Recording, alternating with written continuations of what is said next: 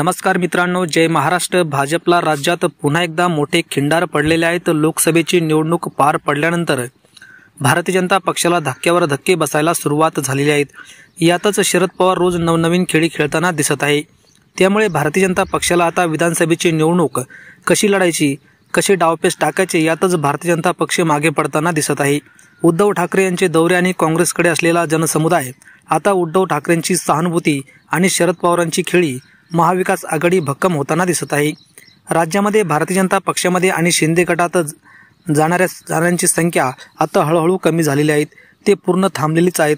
यातच भारतीय जनता पक्ष आणि महायुतीचे नेते मात्र महाविकास आघाडीचे वाटेवर वाटचाल करू लागले आहेत। महाविकास आघाडीला जोरदार धक्के बसू लागले आहेत। लोकसभा निवडणुकीचा निकाल हा भारतीय जनता पक्षाला हा पोषक नव्हता आणि यामुळेच विधानसभेच्या निवडणुकीत पुढे ढकलले जात आहेत असा आरोप देखील त्यांच्यावर केला जात आहे।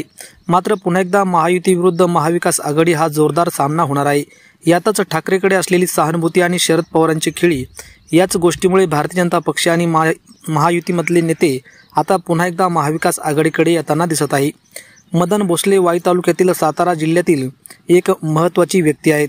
भारतीय जनता पक्षाचे नेते असलेले मदन भोसले मकरंद पाटील यांच्या विरोधात विधानसभेची निवडणूक लढवू शकतात असा अंदाज बांधला जातोय आणि त्यामुळेच मदन भोसले भारतीय जनता पक्षाचा राजीनामा आणि सोडचिठ्ठी देत महाविकास आघाडीमध्ये प्रवेश करणार असल्याचं बोललं जात आहे। वाई विधानसभेची निवडणूक मदन भोसले हे तुतारी चिन्हावर लढू शकतात। मित्रांनो, आपल्याला काय वाटतं त्याबद्दल? खरंच ते भाजपला सोडचिठ्ठी देऊन शरद पवार यांच्या तुतारी चिन्हावर निवडणूक लढतील का? आपल्या प्रतिक्रिया नक्की कमेंटच्या माध्यमातून कळवा। धन्यवाद। जय महाराष्ट्र।